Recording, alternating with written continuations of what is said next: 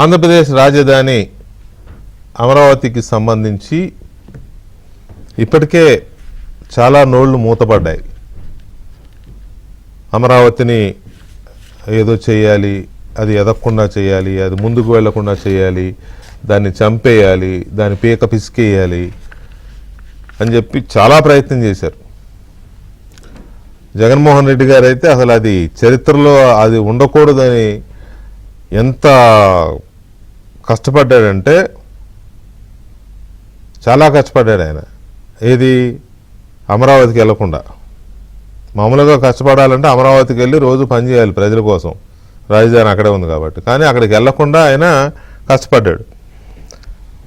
ఫలితంగా అక్కడ 5 ఏళ్ల పాటు పిచ్చి మొక్కలు, కంపతుమ్మలు మొలిసి ఏ స్థాయిలో అది నాశనం అయిందంటే, కొత్త ప్రభుత్వం వచ్చిన తర్వాత 35 కోట్ల రూపాయలు కేవలం ఆ తుమ్మ చెట్లను కొట్టేయడానికి, తరలించడానికి, ముళ్ళ కంపలు తొలగించడానికే సరిపోయింది. దాంతోపాటు అంతకుముందు జగన్మోహన్ రెడ్డి గారు ముఖ్యమంత్రి అవ్వడానికి ముందు అక్కడ వేసిన రోడ్లు కానీ అవి కానీ, జగన్మోహన్ రెడ్డి గారి హయాంలో జగన్మోహన్ రెడ్డి గారి పార్టీ నాయకులు ఆ రోడ్లు కూడా తవ్వుకుపోయారు. ఎంత నీచం అంటే రోడ్లు తవ్వుకుని ఆ కంకర ఎత్తుకుపోయారు. మరి ఎత్తుకుపోయి ఎక్కడైనా పోసారా, లేకపోతే అక్కడ పెద్ద నాయకులు ఇల్లు కట్టుకుంటున్నారు కదా అక్కడ ఏమన్నా వాడారా తెలియదు. అలాగే కాంట్రాక్ట్ సంస్థలు పోసుకున్న సిమెంటు, కంకర, ఇతరత్ర సామాగ్రి మొత్తాన్ని ఎత్తుకుపోయి అమ్ముకున్నారు. అంటే ఎండ్ ఆఫ్ ది డే చెప్పవచ్చింది ఏంటి అంటే, అసలు రాజధానిగా అది వద్దు, దాన్ని ఎలాగా నాశనం చేయాలని చెప్పి ఎన్ని తిప్పలు పడ్డారో, ఎంత తాపత్రయపడ్డారో చూసాం మనం. 3 రాజధానులన్న 3 ముక్కలు ఆడారు, అది అన్నారు, ఇది అన్నారు.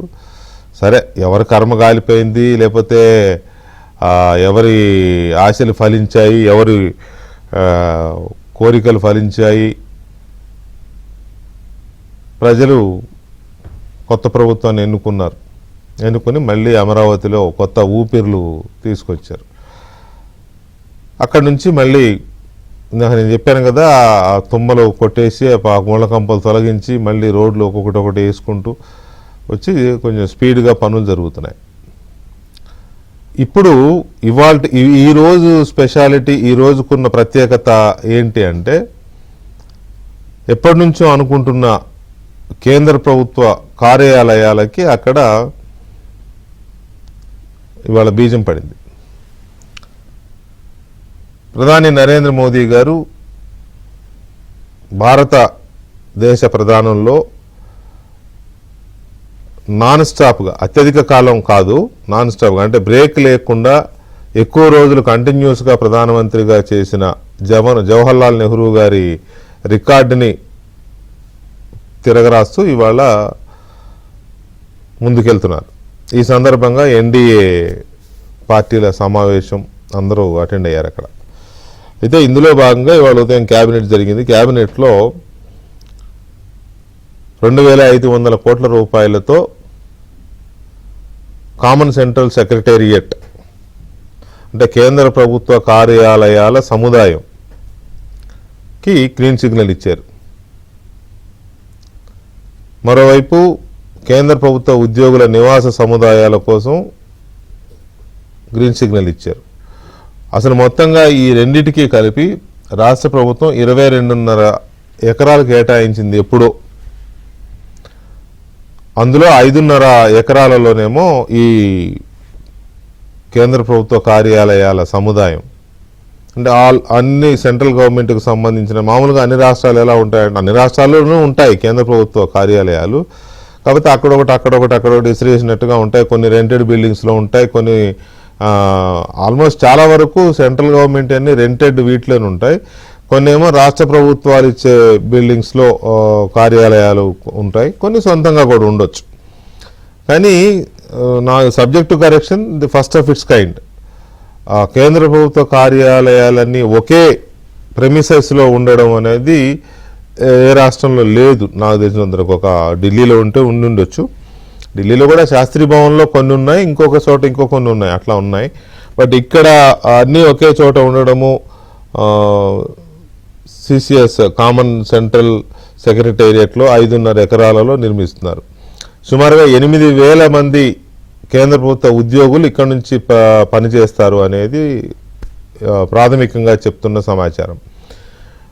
వీళ్ళలో అర్హులైన ఉద్యోగులందరికీ 17 ఎకరాలలో 5 టవర్స్ మీరు చూడవచ్చు పక్కన ఫోటోగ్రాఫ్స్లో, కార్యాలయ సముదాయాలు అలాగే గృహ నిర్మాణ సముదాయాలు 5 టవర్స్ కడుతున్నారు.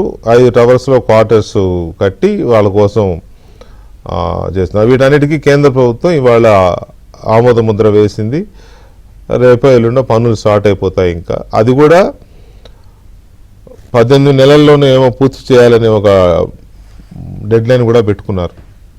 సో ఎనీవే ఇదంతా ఏంటంటే దీనికి ఉన్న ప్రత్యేకత ఎందుకు ఇది చెప్పాల్సి వస్తుంది అని అంటే,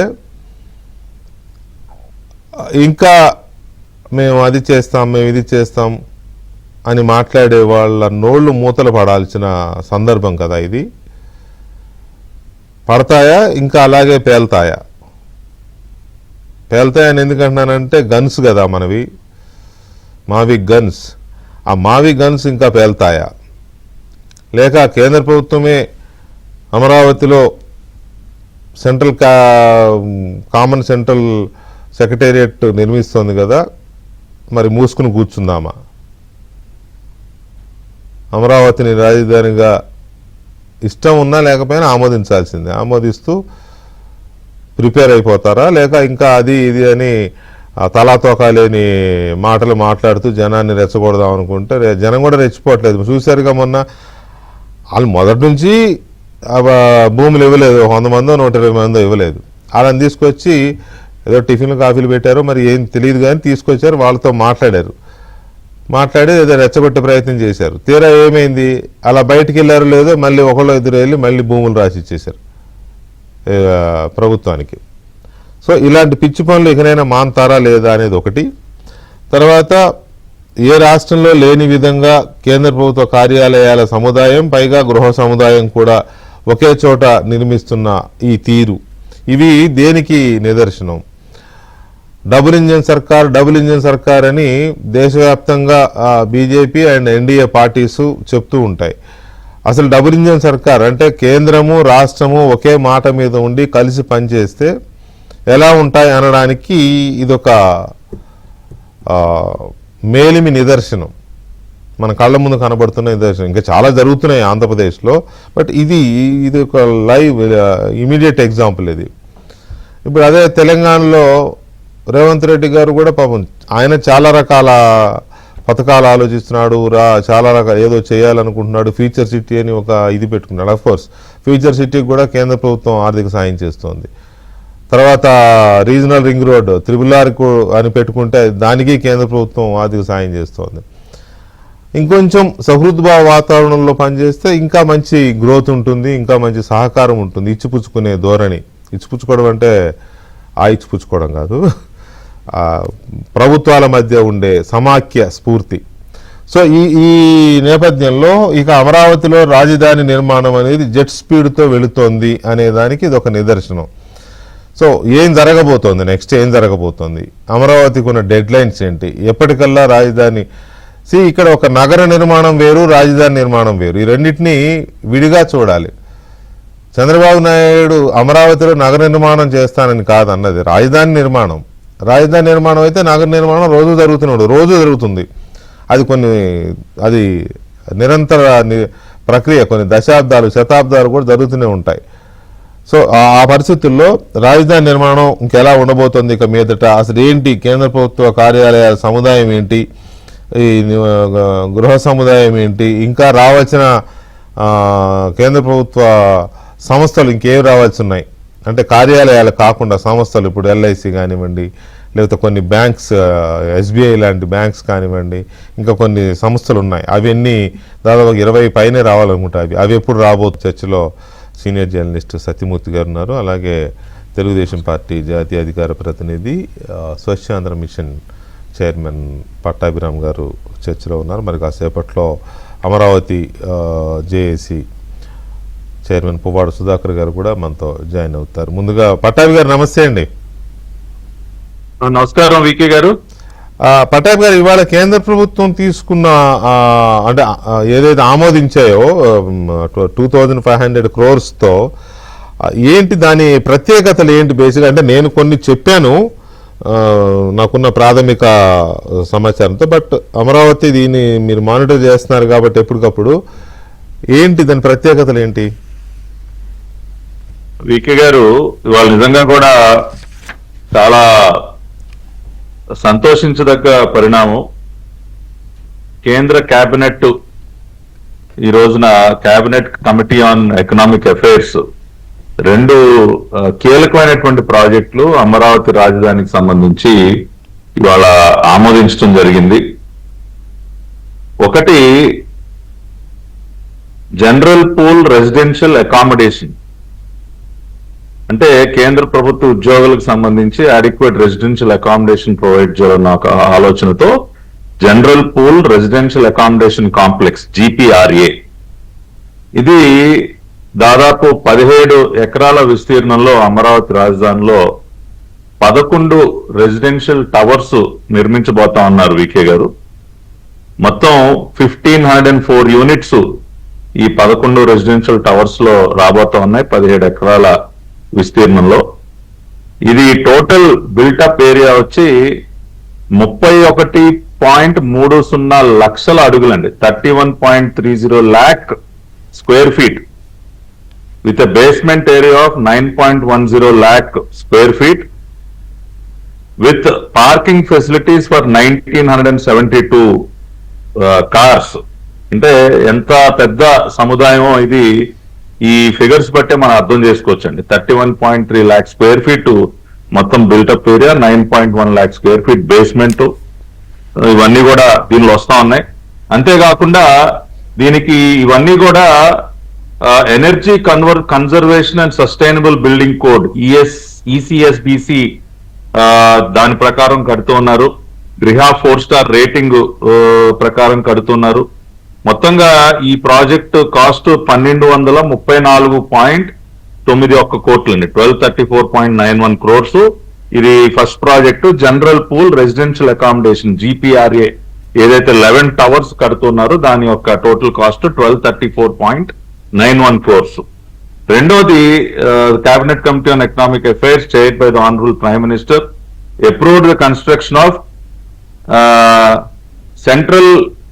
central government general pool office accommodation. ఇందాక మీరు చెప్పినట్టు ఇందాక రెసిడెన్షియల్, ఇది ఆఫీస్ అకామిడేషన్ CGGPOA. దీనికి సంబంధించి వికే గారు దాదాపు 5.5 ఎకరాల విస్తీర్ణంలో 2 బ్లాక్స్ అండి. ఒక బ్లాక్ వచ్చి గ్రౌండ్ ప్లస్ 13 floors ఒక బ్లాకు, దానిలో అదేవిధంగా రెండవది వచ్చి గ్రౌండ్ ప్లస్ 10 floors, అంటే 2 బ్లాకులు, ఒకటి G+10 ఒకటి G+13.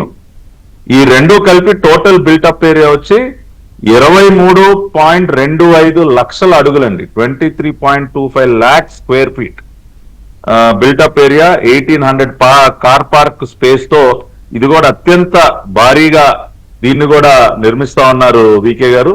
ఇది కూడా దీనికి కూడా గృహ 4 star rating, ECSBC code follow అవటం కానీ ఇవన్నీ కూడా చేస్తూ, అదేవిధంగా కన్స్ట్రక్షన్ ఫేజ్ లో employment generation is estimated at approximately 7 lakh man days per annum. ఆ రకంగా పెద్ద ఎత్తున కన్స్ట్రక్షన్ ఫేజ్ లో ఎంప్లాయ్మెంట్ జనరేట్ చేయటం కానివ్వండి. టోటల్ కన్స్ట్రక్షన్ కాస్ట్ వచ్చేసి ఆఫీస్ అకామిడేషన్ ప్రాజెక్ట్ కి సంబంధించి 1299.08 కోట్లండి, 1299 crores. ఆ రకంగా 23.25 లక్షల అడుగుల విస్తీర్ణంలో ఆఫీస్ అకామిడేషను, అదేవిధంగా 31.3 లక్షల అడుగుల విస్తీర్ణంలో రెసిడెన్షియల్ అకామిడేషను, రెండు కలిపి 2534 కోట్ల రూపాయల వ్యయంతో కేంద్ర ప్రభుత్వం నిర్మించబోతా ఉందండి. అంటే ఈ మధ్యకాలంలో నాకు తెలిసి మరే ఇతర రాష్ట్రంలో కూడా ఇంత భారీగా సెంట్రల్ గవర్నమెంట్ ఆఫీస్ సెక్రటేరియట్ కానివ్వండి, రెసిడెన్షియల్ క్వార్టర్స్ కానివ్వండి ఈ మధ్యకాలంలో నిర్మించినటువంటి దాఖలాలు లేవు. అటువంటిది అమరావతి రాజధానిలో ఇంత భారీ ప్రాజెక్టులు కేంద్ర ప్రభుత్వ సహకారంతో రావటం అనేది నిజంగా ఇవాళ చాలా సంతోషించదగ్గ పరిణామం వికే గారు. గతంలోనే మనం చూసాం నిర్మలా సీతారామన్ గారి చేతుల మీదుగా దాదాపు 15 పబ్లిక్ సెక్టర్ బ్యాంక్స్ 1328 కోట్ల రూపాయల వ్యయంతో ఆ రోజున శంకుస్థాపన కార్యక్రమం జరగటం, అత్యంత వేగంగా నిర్మాణ పనులన్నీ కూడా జరుగుతా ఉన్నాయండి. నేను మా ఆఫీస్ పక్కనే ఎస్బీఐ వాళ్ళ ప్లాట్ కూడా ఉంటుంది. దాదాపు 300 కోట్ల రూపాయల వ్యయంతో ఎస్బీఐ ఆఫీస్ భారీ స్థాయిలో నిర్మాణ పనులు ప్రారంభమయ్యాయి. ఏపీ గ్రామీణ బ్యాంక్ 256 క్రోర్స్, ఆప్కాప్ 200 క్రోర్స్, ఇట్లా వేరియస్ బ్యాంక్స్ అవన్నీ కూడా వర్క్ స్టార్ట్ అయ్యాయి. 1328 క్రోర్స్. అదేవిధంగా నేషనల్ క్వాంటమ్ మిషన్ ని ఉపయోగించుకుని క్వాంటమ్ వ్యాలీ ట్విన్ టవర్స్ దాదాపుగా 1208 కోట్ల రూపాయలు 1208 క్రోర్స్ తో quantum valley national quantum mission ద్వారా వచ్చినటువంటి క్వాంటమ్ వ్యాలీ ట్విన్ టవర్స్ నిర్మాణ పనులు అవి కూడా వేగంగా చకచగా జరుగుతూ ఉన్నాయి. అంతేకాకుండా ఏపీఎన్ఆర్టీ టవర్ 36 ఫ్లోర్లు 36 ఫ్లోర్స్ అది ఫౌండేషన్ కూడా అయిపోయి దాని పనులు స్టార్ట్ అవుతా ఉన్నాయి. అంటే ఐకానిక్ బిల్డింగ్స్ కాకుండా ఇవన్నీ నేను దేనికి చెప్తా ఉన్నానంటే, మనం ఈ secretariat tower buildings, high court, assembly ఇటువంటి ఐకానిక్ బిల్డింగ్సే కాకుండా అమరావతి రాజధాని ప్రాంతంలో ఇంత భారీ నిర్మాణాలు apart from the educational institutions అండి, బిట్స్ పిలానీ కానివ్వండి, బిట్టు ఎస్ఆర్ఎం ఇవన్నీ చాలా ఉన్నాయి.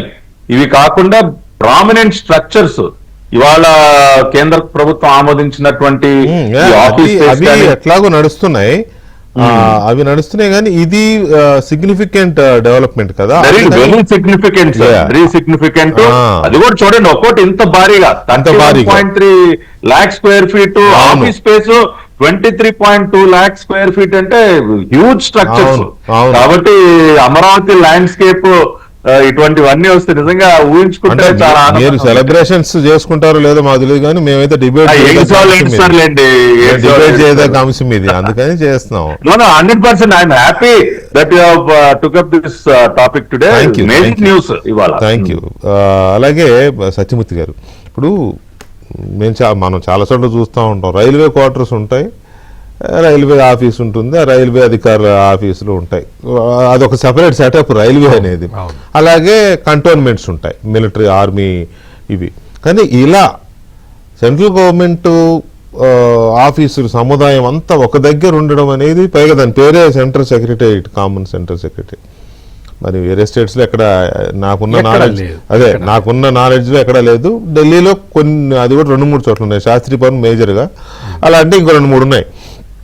సో ఈ రకమైన సెటప్ ని, పైగా మొత్తం కేంద్ర ప్రభుత్వ ఉద్యోగులందరికీ అక్కడే గృహాలు, ఇల్లు, క్వార్టర్స్ కట్టించడం, ఈ సెటప్ ని మీరు ఎలా విజువలైజ్ చేస్తున్నారు, ఎలా విశ్లేషిస్తారు? ఇది నిజంగా అంటే జగన్మోహన్ రెడ్డికి, అమరావతి వ్యతిరేకులకి today is a bad day అండి. వాళ్ళకి పాపం చాలా నిరాశ కలిగించే డెవలప్మెంట్ ఇది. ఎందుకంటే పాపం వాళ్ళు అమరావతిని మళ్ళీ వాళ్ళ అధికారంలోకి వస్తే, అమరావతి అంటే అసెంబ్లీ తీర్మానం ద్వారా మార్చుకుంటాము అని చెప్పారు కదా. పాపం చాలా వాళ్ళు అమరావతి అసలు అసెంబ్లీ తీర్మానం ఎందుకు చేశారో కూడా తెలియకుండా కామెంట్లు చేసి తమ అజ్ఞానాన్ని మొత్తం ప్రజల ముందర ప్రదర్శించిన వాళ్ళకి ఇవాళ నిజంగా బ్యాడ్ డే. ఎందుకంటే ఇటువంటి హ్యూజ్ ఎస్టాబ్లిష్మెంట్, మీరన్నట్టు ఎక్కడా కూడా దేశంలో ఒకే కాంప్లెక్స్లో ఇటువంటివన్నీ లేవు. అంటే దీన్ని ఒక రకంగా చెప్పాలంటే మన సెంట్రల్ విస్టా ప్రాజెక్టు తోటి దీన్ని పోలి అంతే. ఇప్పుడు రాష్ట్ర సచివాలయము, కేంద్ర సచివాలయం దాని పేరు. మరి ఆ సిచ్యుయేషన్ అక్కడ కనిపిస్తున్నప్పుడు నిజంగా అంటే ఇది సెకండ్ క్యాపిటల్ ఆఫ్ ఇండియా లాగా ఇది ధ్వనిస్తూ ఉంటుంది. అంటే అంత గ్లోరీ అమరావతికి రాబోతున్నది ఈ ప్రాజెక్టు వల్ల. ఇది మళ్ళీ మామూలుగా వచ్చి అడుగుతారు ఎప్పుడు కంప్లీట్ అవుతుంది, అంటే వీళ్ళు వైసీపీ చాలా వస్తాయి డౌట్స్.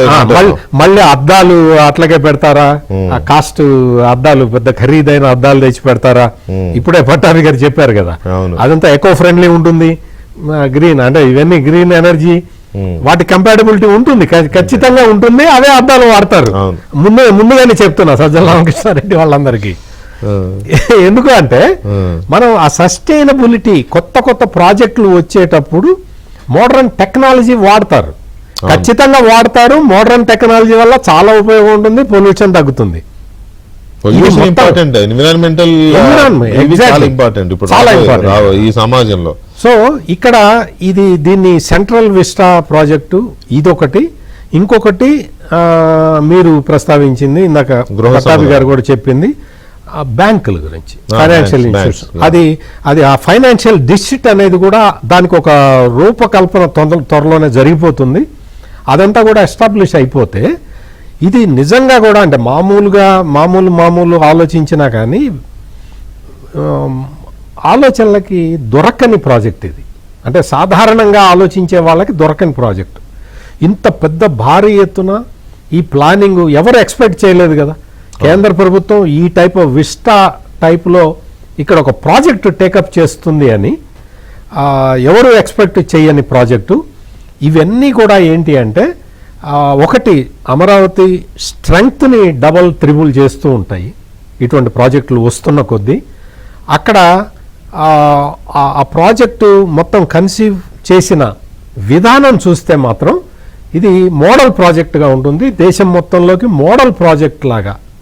దీన్ని రేపొద్దున ఏమైనా సరే ఇప్పటివరకు మనం చూసాం ఈ రాయ్పూరు ఇవన్నీ కొంత వాళ్ళు అనుకున్నంత ముందరికి రాలేదు, స్పీడ్గా లేరు, అంత ఇదిగా లేదు. ఎందుకు లేదు అంటే గవర్నమెంట్ బిల్డింగులు మాత్రమే కట్టుకొని అక్కడ మేమే ఉంటాము, మా 4 కార్లు ఆ పాడైపోయిన జీపులే ఉంటాయి అంటే ఆ ప్రాజెక్ట్ పెరగదండి. అక్కడ లీడర్గా విజన్ ఉండాలి కదా.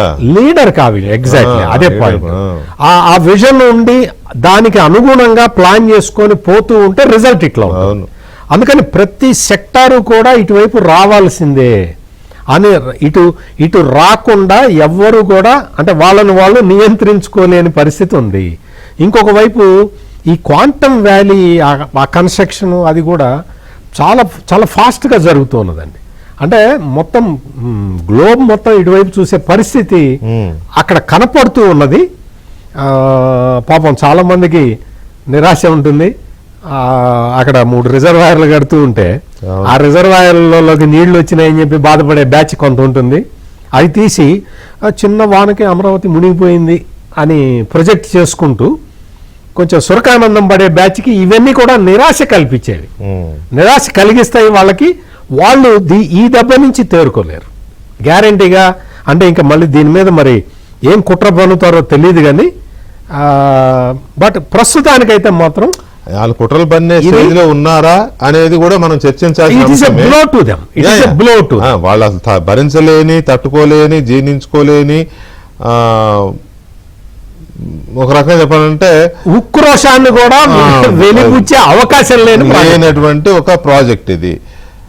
ఈ ప్రాజెక్ట్ అంటే ఇది అమరావతిని రాజధానిగా గుర్తిస్తూ పార్లమెంట్లో చట్టం చేసి రాష్ట్రపతి గారు గుర్తించి భారత మ్యాప్లో చిన్న సింబల్ ఇస్తారు, ఒక క్యాపిటల్ డాట్ ఇస్తారు కదా.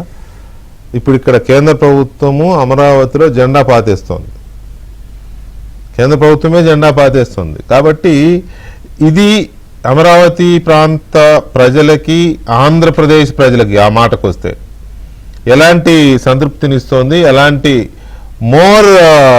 భరోసా, ఇంకా ఎక్కువ భరోసా ఎలా ఇస్తుంది సుధాకర్ గారిని అడిగి తెలుసుకుందాం. సుధాకర్ గారు నమస్తే. నమస్కారం అండి వెంకటకృష్ణ గారు.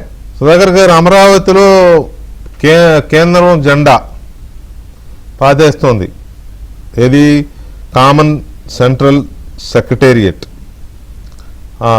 ఇది మీకు ఎలాంటి ఫీలింగ్ ఇస్తుంది? అఫ్కోర్స్ ఆనందంగానే ఉంటుంది, కానీ ఎంత ఆనందంగా ఉంటుందనేది. ఇది నిజంగా చాలా గొప్ప ఆనందం అండి. ఇప్పుడు దాకా మీరు మాట్లాడినటువంటి మాటలన్నిటినీ కూడా విన్న తర్వాత దీన్ని ఇంకొక కోణంలో కూడా మనం చర్చించేయాల్సినటువంటి అంశం. ఎందుకంటే ఈ రోజు కేంద్ర కేబినెట్ తీసుకున్నటువంటి నిర్ణయం అనేకమైనటువంటి విమర్శలకి, ఏదైతే రాజధాని గురించి అవగాహన లేకుండా అనేక మంది చాలా విమర్శలు చేస్తా ఉంటారు. బాధ్యతాయుతమైనటువంటి స్థానాల్లో ఉన్నటువంటి వ్యక్తులు కూడా బాధ్యతారాహిత్యమైనటువంటి వ్యాఖ్యానాలు చేస్తా ఉన్నారు.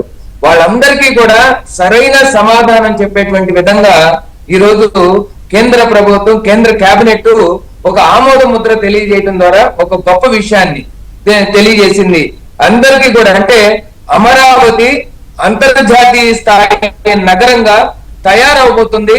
దానికి పూర్తి వెన్నుదన్నుగా ఈ యొక్క కేంద్ర ప్రభుత్వం కూడా ఉండబోతుంది అనేటువంటి విషయం ఈ రోజు సెంట్రల్ సెక్రటరీ అనే ఒక కొత్త ప్రతిపాదనని ఆమోదించి దానికి నిధులు కేటాయించడానికి పూర్తి ఆమోదం తెలిపినటువంటి కేంద్ర ప్రభుత్వ వైఖరి ఈ రోజు మనకి స్పష్టంగా తెలుస్తా ఉంది. ఇది నిజంగా ఆంధ్రప్రదేశ్ ప్రజలకి ఈ రాష్ట్రం సర్వతోముఖ అభివృద్ధికి అమరావతి రాజధాని ఒక గేట్ వే లాగా ఉంటుంది అని తెలియజేసేటువంటి ఒక గొప్ప నిర్ణయం. కాబట్టి ఇది కేవలం అమరావతి ప్రాంత ప్రజలుగా కానీ కాకుండా ఆంధ్రప్రదేశ్ ప్రజలందరూ కూడా ఎంతో సంతోషించదగినటువంటి అంశం అండి. కాబట్టి చాలా ఆనందంగా ఉంది. అదే విధంగా ఏదైతే ఈ రోజు ఒక చోట అంటే ఆంధ్రప్రదేశ్ రాష్ట్ర సచివాలయం అంత గొప్ప ఐకానిక్ బిల్డింగ్ లాగా కట్టాలా, లేకపోతే ఒకే చోట కట్టాలా, ఎందుకు కట్టాలి, ఒక హైవేల పక్కన డాబా కొట్లు పెట్టుకున్నట్టుగా పెట్టుకోవచ్చుగా రాజధాని అని అర్థం పర్థం లేని చేసేటువంటి వ్యాఖ్యలు చేసే వాళ్ళకి నిజంగా ఎందుకు అంటే ఏ రాష్ట్రంలో కూడా మీరు ఇందాక చెప్పినట్టు చాలా నాకు తెలిసినంత వరకు కూడా, నేను చదివినంత వరకు కూడా ఎక్కడా కూడా సెంట్రలైజ్డ్ ఇక సెక్రటరేట్ సెంట్రల్ గవర్నమెంట్ ఉన్నటువంటి దాఖలాలు మనకు కనిపించట్లేదు.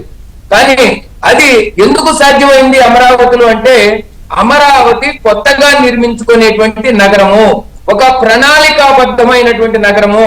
కాబట్టి ఆ ప్రణాళికాబద్ధంగా నిర్మించుకునేటువంటి నగరంలో ఒక భవనంలో గనక కేంద్ర సంస్థలన్నీ కూడా అక్కడే ఉంటే ఏదైనా నిర్ణయాలు తీసుకోవడానికి కానీ పని స్పీడ్ గా జరగడానికి కానీ అన్ని కూడా ప్రభుత్వ శాఖలన్నీ ఒకే దగ్గర ఉండటం వల్ల చాలా సమయం ఆదాతో పాటు డెసిషన్ మేకింగ్ చాలా బాగుంటుంది అనేటువంటి విషయాన్ని కేంద్ర ప్రభుత్వం కూడా ఈ రోజు గుర్తించింది. ఈ రాష్ట్ర ప్రభుత్వం చేసినటువంటి ప్రతిపాదనలో మంచి చెడులను పరిశీలించి ఈ రోజు ఆమోదం సుధాకర్ గారు ఒక చిన్న ఇదండి, ఇవాళ మోదీ గారి అభినందన సభలో ఎన్డీఏ సమావేశంలో చంద్రబాబు నాయుడు గారు మాట్లాడుతున్నారు. ఒకసారి అది చూద్దాం, లైవ్ చూద్దాం.